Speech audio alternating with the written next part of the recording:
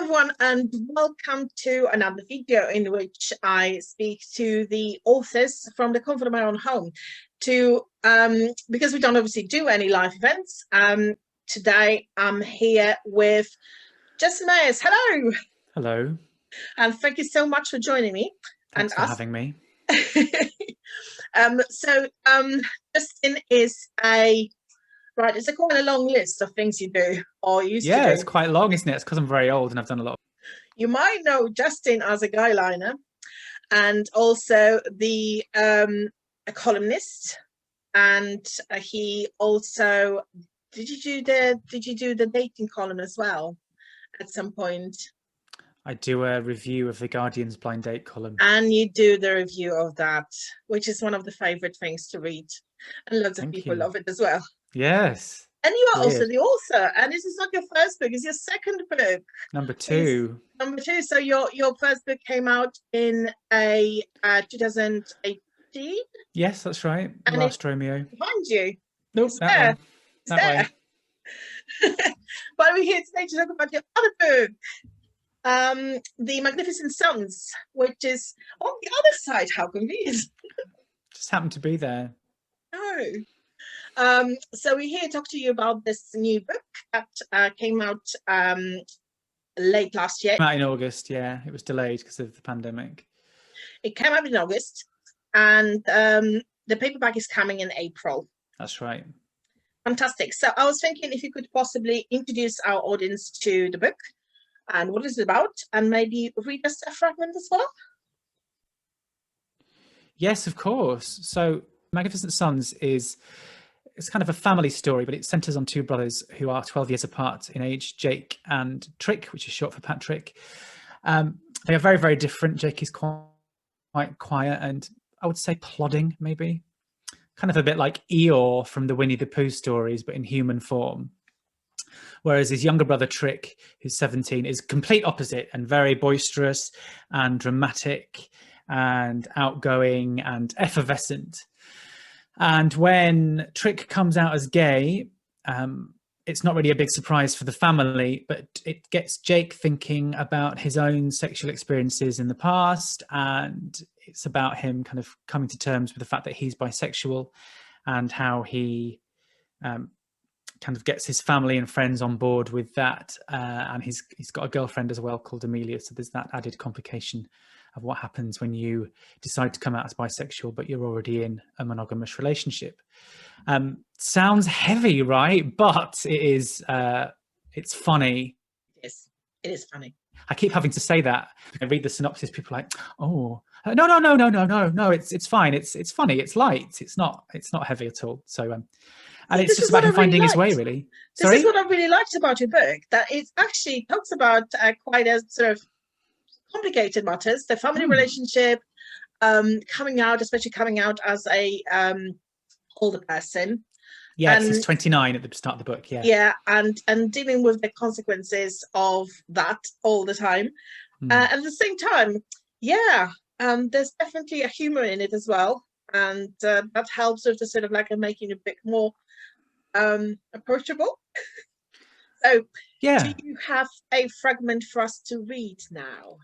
I do. So I'm going to read it off my screen, just because I don't want to sit reading like that. So I'm just going to shove the screen to one side. It's very technical. Shove the screen to one side. So I'm going to read something from early in the book, and I'm actually going to read something. It's from a few points of view of the book, but from Jake and Trick mainly. So I'm going to read from Trick's point of view. So this is me, a man in my mid-40s. Can't believe I've said that on video, but it is true. Reading as a 17-year-old, so forgive me for what you're about to hear. Okay.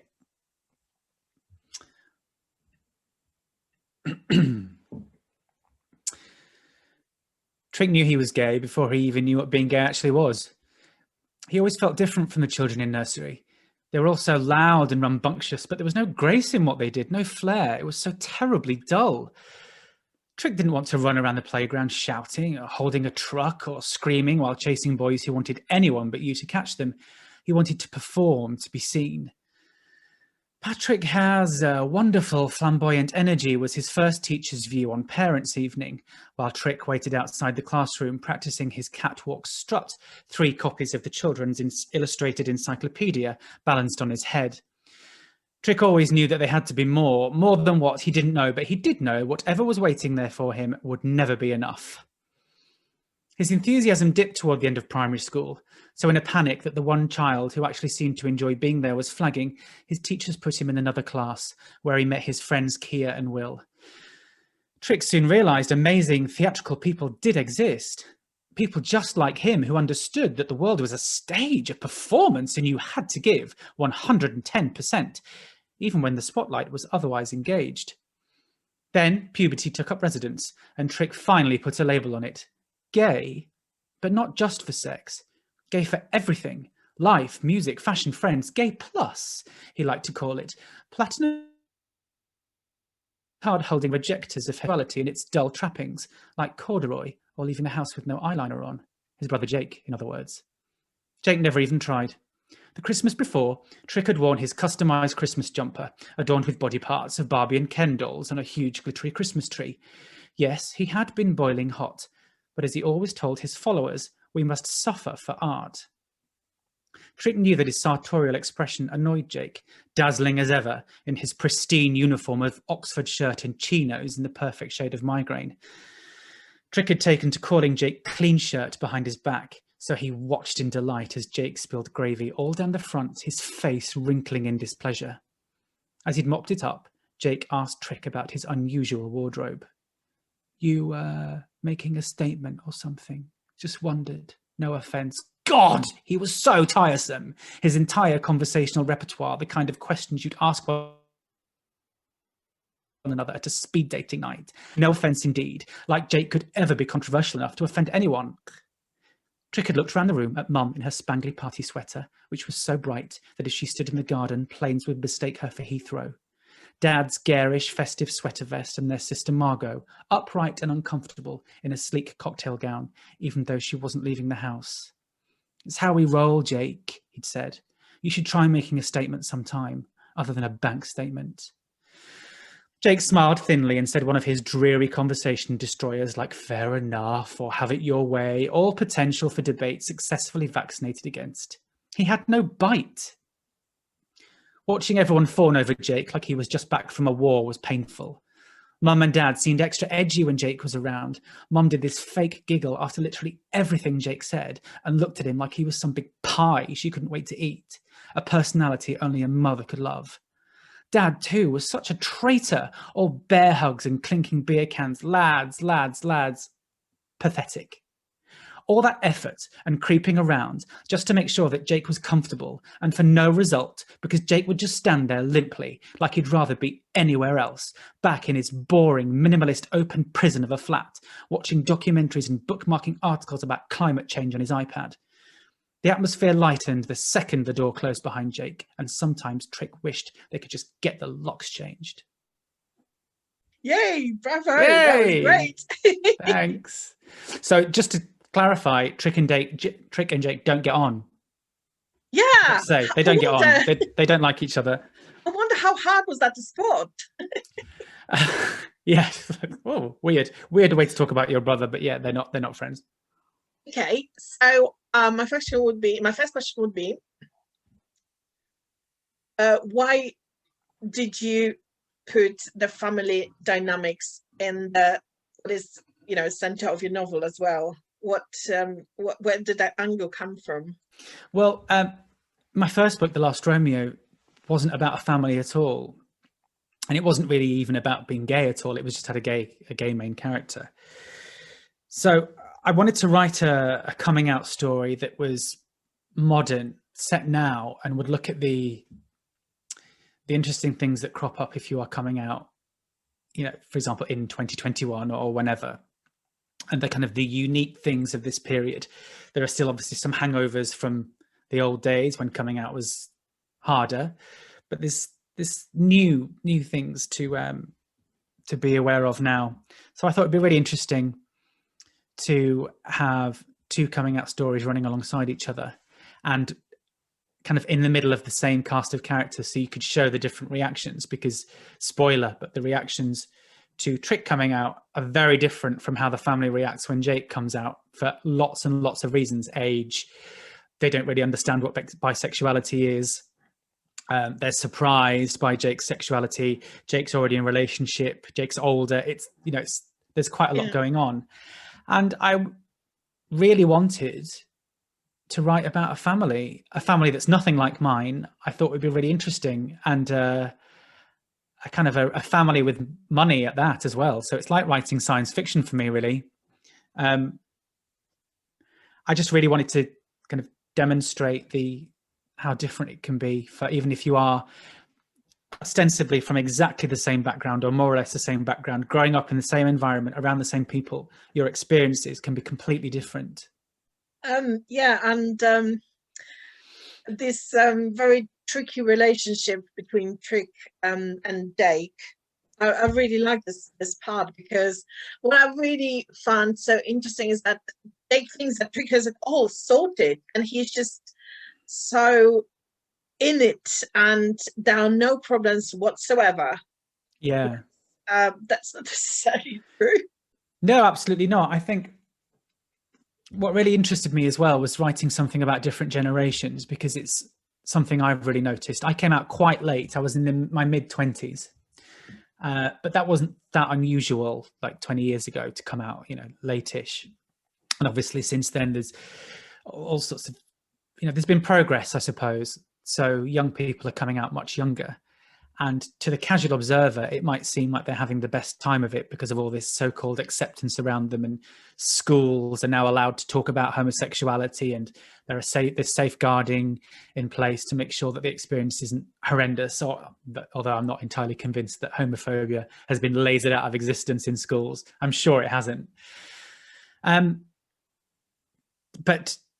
they're still humans with their own problems. They're still working themselves out. Just because it looks like they've got it easy, they don't. And I think the main problem with the brothers' relationship is that it's one of misplaced envy or jealousy. Not quite the same thing, are they? I suppose it's envy of the experiences, but also jealousy about their place in the family. They both think that the other is the favorite.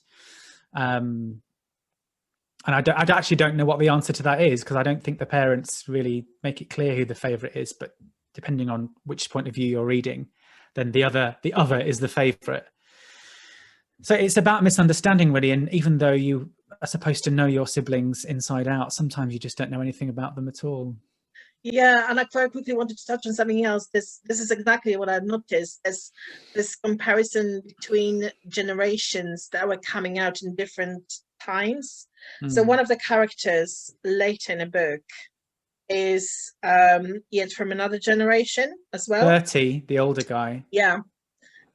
So that's sort of comparing the people's experiences, what it means to be not gay, but what it means to be queer, what it means to be from the LGBTQ plus community. Yeah. Although we do have this wider experience of what it is, and that people should be treated in a respectful manner, in an equal manner, that necessarily happens. And especially when we're talking about bisexual people, so the B is not much represented No. along the way altogether. People don't really talk too much about the people who are bisexual. And I was wondering, if this is why you wanted to write about this, why you didn't make, for example, Dake gay? Why did you make your character bisexual? Well, we all experience forms of, homophobia, biphobia, queerphobia, etc., depending on what our place in the spectrum is. But there's certain elements of biphobia that are quite, they're myths that are really, really widespread, and no one ever seems to challenge them. And you'd read it over and over again. Greed, or an indecision, it's blamed on, or wanting your cake, wanting to have your cake and eat it. Yeah. Not being able to make up your mind. What percentage are you? Are you kind of more straight, more gay? All these ridiculous. How bi are you? Yeah. Yeah, on a scale, yeah, exactly. It's horrible. And it's also if you are bizarre. yeah, and also if you find yourself in a relationship with a partner from the opposite sex, so you're not bisexual anymore. What?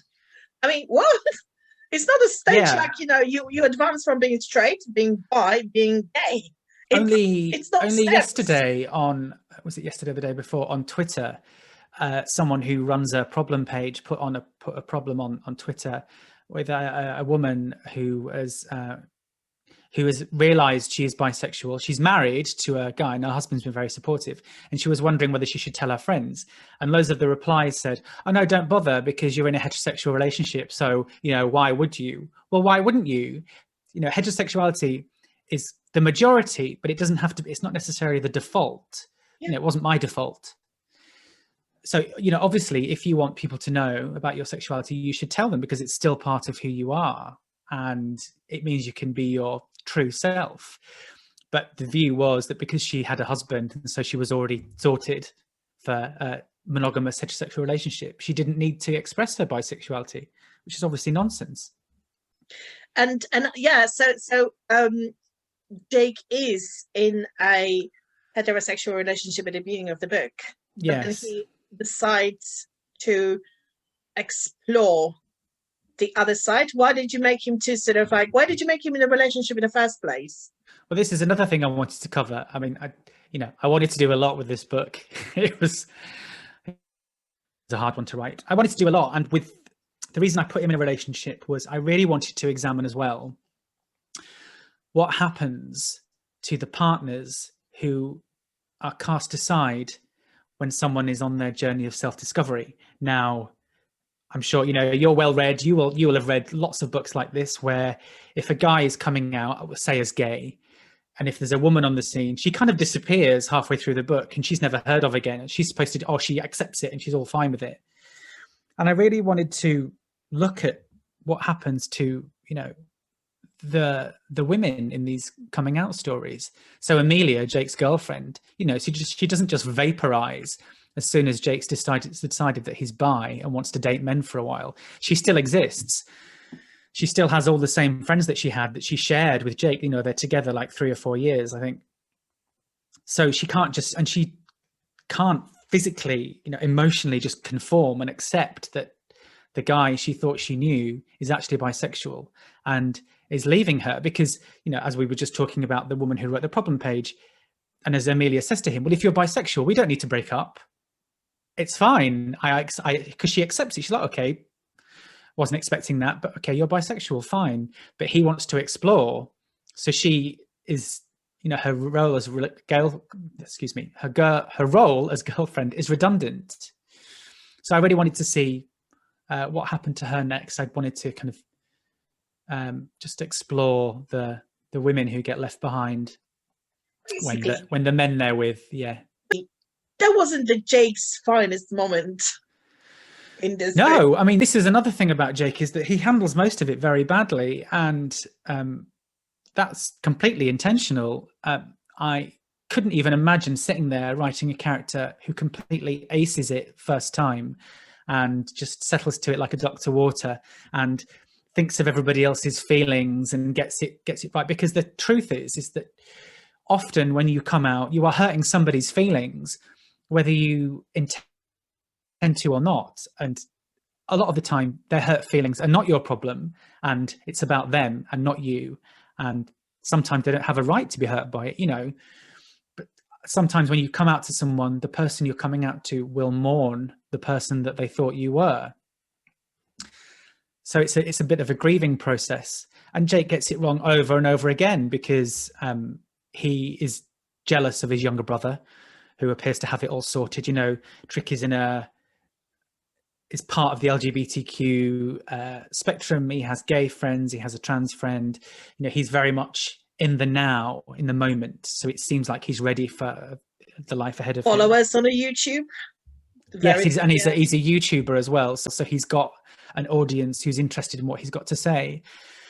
Jake just has straight friends. He has a girlfriend. He's not really in that world at all. So he deals with it quite badly. He makes some mistakes. He upsets people. He's quite gauche, I suppose you would say. He puts his foot in it a lot. But And that's that's life, good. isn't it? And that's good. Yeah. It's so boring if it's like, oh, I came to realize who I am. And now I'm just so perfect in who I am and what I'm doing. Ta-da. Yeah. I will never. I mean, it wouldn't be remotely realistic for Jake, No. after 30 years of self-editing and hiding who he really was, Yeah. to suddenly be like, oh, this is fine. What was the problem all along? Of course Well, not. hello, everyone. And Yeah. changes the setting. It just wouldn't be realistic at all. And if sometimes that makes him an unlikable character, well, I've never met a person in real life who didn't have some unlikable quality about them in there somewhere. But I did like his friend Hannah. He always knew something. And there's always a friend that always knew as well. That, there is always one friend. I had a couple of friends who just always knew, and they handle that badly as well, because they just want to celebrate with you and they want to just get you out there and explore this freedom with you. And sometimes you don't want to take them with you. And Jake and Hannah kind of, I wouldn't call it a rift, but he decides to go full tilt into exploring his sexuality and doesn't really want to be reminded of before. So maybe he doesn't pay Hannah as much attention as he could do. So this is another bit I wanted to ask you about, the relationships between your family members and also, the blood family and your chosen family.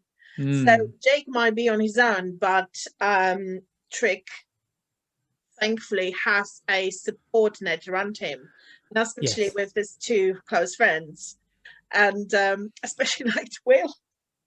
Oh, I do. It's a shame that he's complete invention and not based on anybody, isn't Will it? was great.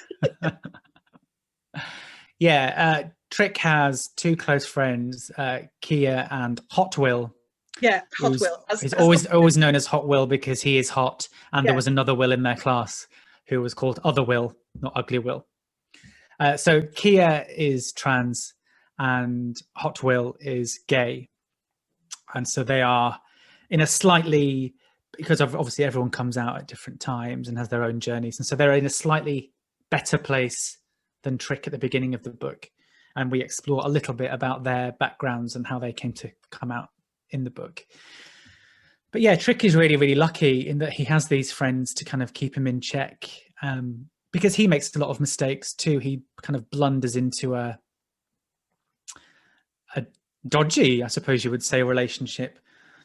And he is not always kind to Jake and about Jake, quite wrapped up in himself. But he's young, so when you're young, that's just what you're like. And luckily, Kia and Hot Will are there to keep him on track. But Kia is kind of, I think because she is trans, she has had to grow up very, very fast and with the world, around her and establishing her identity and her personality. So she comes over much more mature than the two boys, I think. Hot Will is that other kind of teenager who, you sometimes meet, and I knew them when I was younger and I have met them as an older guy. They are those supremely confident, almost unnervingly so, young men who, because they are very intelligent and very confident, they mistake flirting as a kind of how can I put this? They think that to make you like them, that they have to flirt with you. And I remember doing it when I was a younger gay man, kind of, if an older man paid me any attention whatsoever, I'd assume that they weren't being nice to me. They fancied me. So I would kind of ramp up my flirting. I don't do it anymore, hasten to add. And then as I've got older, I've noticed younger men doing it to me, like barmen or whatever, or I'm just like, what is going on? It's carbon dating as well, reminding me of just how ancient I am.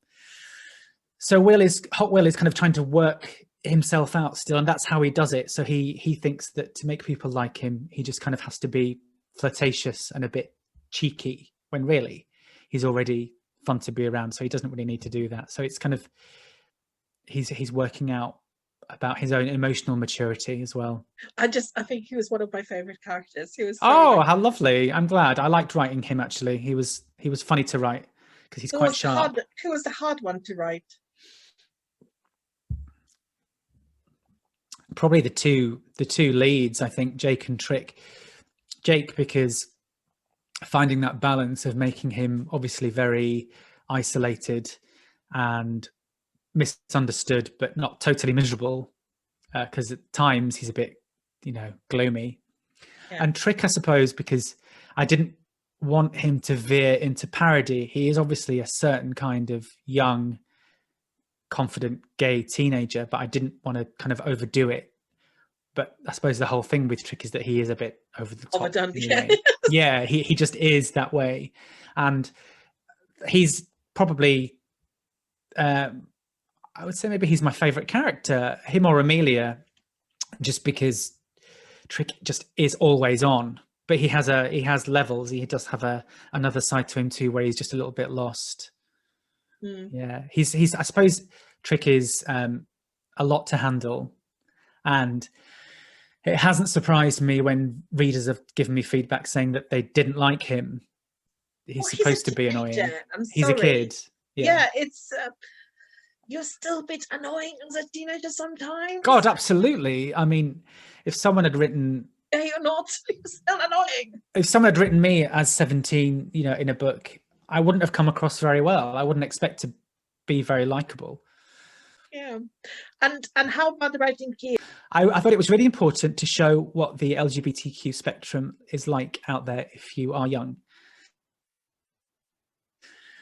And I thought it would be, when I was assembling the characters, as you do, and assembling the story, I thought it would be extremely likely that Trick would have at least one trans friend. Because I have a teenage godson. I have two teenage godsons because the other one is a teenager now, but he's 19. No, he's 20 now, but he was 17-ish when I was writing the book, 16, 17. In fact, the party in the first chapter is based on his 17th birthday party, except I had to leave out the amazing detail that the teenagers were humping the Christmas tree, because Trick's birthday party takes place in summer, sadly. Otherwise, I would have left it in. So he had a wild party when he was 17. So looking at his spectrum of friends, the kind of people he hangs out with, how very relaxed he and his friends are about sexuality and gender and how open they are, I thought, yeah, Trick will have a wide variety of friends. And I wanted to include a trans character as well, just because I really wanted to show that bond that can be there with different parts of the LGBTQ community. And also what Kia does is she just shows that, emotional maturity can be forced upon you sometimes, and it can come very, very early. But yeah, the feedback about Kia has generally been positive, which I'm really happy about, because I wondered, actually, not maybe that I'd got it wrong, because I follow a few trans people on Twitter, engage with them. I really like Juno Dawson, for example, and she did some great, while I was writing Magnificent Sun, she did some great videos for one of the glossies, Cosmo or Grazia, about what it was like being trans. And so those were an influence on me. So, I watched those. I follow Juno's tweets and everything, and a few other trans people. Same for bisexual people as well. I spoke to bisexual friends. And the Sunday Times for a while had a bisexual columnist. So, I did lots of reading. I wanted it to feel right. And, some of it was just from my own observations. I, as a gay man who's very online, I'm witness to a lot of those conversations. So I just wanted to kind of include those in there. Yeah. That's good. I'm glad to hear that there was a positive feedback. Yeah, I was surprised, just because first of all, I thought, I've seen a few things. I've not really read many reviews for Magnificent Sons, I must be honest, because I decided not to do that this time. But yes, obviously there have been some comments about too many different types of LGBTQ people in there, or wokeness, or whatever. But it's largely been positive about the young people, especially, because obviously that was the hardest thing for me to nail, because I'm not a woman and I'm not young. so that I got those characters right is a relief.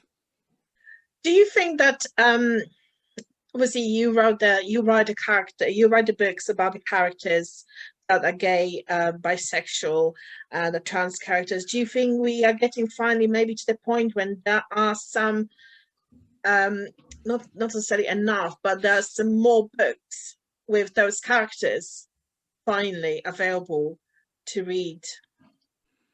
I think it's an area that's, the representation is really great in young adult fiction. There's loads. It's really good. I'm really encouraged by it. I think, you know, the more the better. In commercial fiction, it's increasing too. In fact, one of the most common bits of feedback I've had is that they can't believe it's centered on a bisexual character, because that apparently is quite unusual. So I'm pleased about that. But I would like to see more. I don't like this idea that there is ever enough, or that it has to be a rigid percentage, or that, oh, you know, we have that gay book now that covers all that, so we don't need another one that does something else. I think, and that's, you know, but that's a common thing that people say, isn't it? And I know that people are always looking for the next something. And there's that idea that you can only cover one minority-based, I suppose, theme at a time. And I don't think that's true. So I think there's lots of room for more voices, and own voices obviously is very important. I would like to see more of it, especially in commercial fiction, because I think with a lot of gay stories, especially coming out ones, it can be very, you know, it's a very literary world. And while we all love the very long and beautifully described scenes of gay men looking out of windows, rainy streets, and wondering what life might turn out like for them, we also need plot. Yeah. and dialogue. Maybe the bit where it actually says, yeah, okay, so he was gay, by the way, he was gay, but however, this is the actual plot of the book. This is you're missing a lot. So yeah. So are you working on something new now that could possibly maybe cover one of the subjects we just talked about? Well, my next book is called The Fake Up. Working title at the moment. I got a new deal in November, and I'm moving imprint. I'm moving to Sphere, so I've got a new editor. It's all very exciting. And the first of a 2-book deal, and the first one is called The Fake Up, and it is, I don't know how much I can give away without the spoilers. I'm trying to remember what they said in the announcement. It has 2 main characters, and they are, I'm afraid to say, they are heterosexual. I'm super excited now. So it's not super heterosexual, don't worry. But yeah, it's got gay characters in it. Is it as usual very funny to read as well? Well, I'll be really honest with you. I never find my books that funny. I always read them and think, God, why there's no jokes in this? But other people do find them funny, which is a relief. Yes, the press release said it was riotously funny. So I'm still editing it. So I'm going to go in a minute. And if I can't think of any jokes, I'll just make a character slip on a banana skin or something and hope for the best. Always wax. Fantastic. And how is it writing? The old tricks. Yeah, how is it writing during the lockdown? How is having a book published during the lockdown? Yeah, bringing out a book in the middle of a pandemic, not ideal.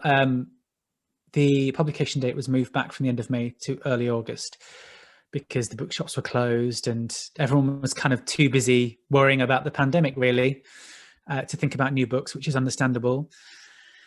It was a bit disappointing, mainly because one of my favourite things is to get out and meet readers at events. And with it being my second book, I definitely felt more confident about doing them. I felt, you know, I had 2 books to talk about, which would have been good.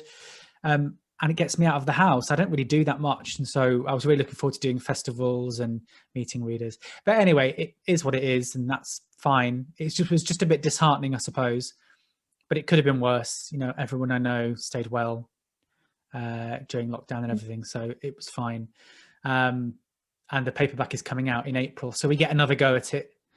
Fingers crossed, fingers crossed. Yeah, exactly. So hopefully bookshops will be open by then.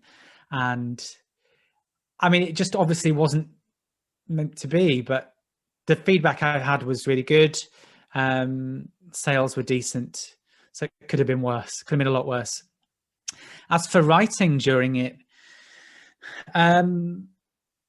fine, to be honest, fine. I think that's what I did to get through the uncertainty of it all. And the only certainty was the fact that there was so much uncertainty.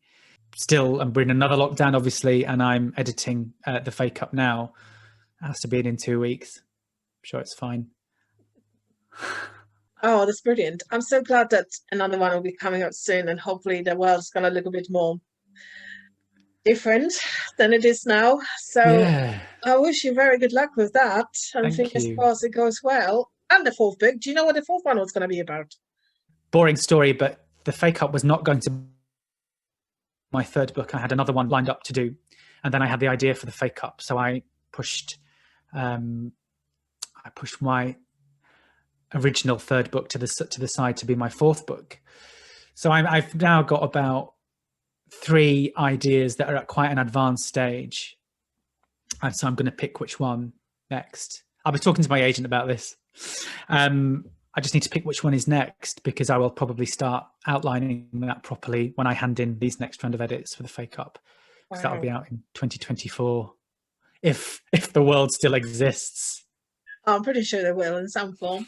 I think that it's amazing that so many people actually turn into books during the pandemics, which is brilliant. Books can offer the comfort, entertainment, escapism. So I think it's brilliant that they exist. And the more we have, the better. And, you know, I like yours, so I'm glad it's going to be more coming. Oh, so am I. I don't know how to do anything else. Well, you know, you can always retrained, you know, as an artist or something else. Oh no, I don't know what I would do. I'm not sure. I would say I would like to, one of my ultimate dreams used to be to go and work in a shop somewhere, but the shops are never open now. So another dream destroyed by the pandemic. Well, you can do the essential shops, you know, they're still open, so that's fine. That's true. There you go, sorted. If you ever needed a career change, that's you. Okay, so if people want to find you online, where's the best place to contact you? What are your social media that you so I have a website, theguyliner.com, where you can read pieces that I write, and also my reviews of the Guardian Blind Date column, and more information about my books. I'm on Twitter at theguyliner, facebook.com/theguyliner, Instagram at theguyliner. Basically, it's all about the Guyliner. So if you search the Guyliner, I crop up and pop up. I'm just generally, yeah, there I am. Fantastic. Well, I shall be putting all those social media addresses in the links, just in case someone wants to check it out. I'll be putting links to the book as well. Please borrow the book from the library. It's brilliant. I really liked it. We've got it in the library, so go and borrow it. I'm going to link it to our catalogs as well. Give it a go. It's fun. And just wanted to say how lovely it was talking to you today, and thank you very much. Oh, thank you. It was great to talk to you. Have a chat as well. And thank you very much.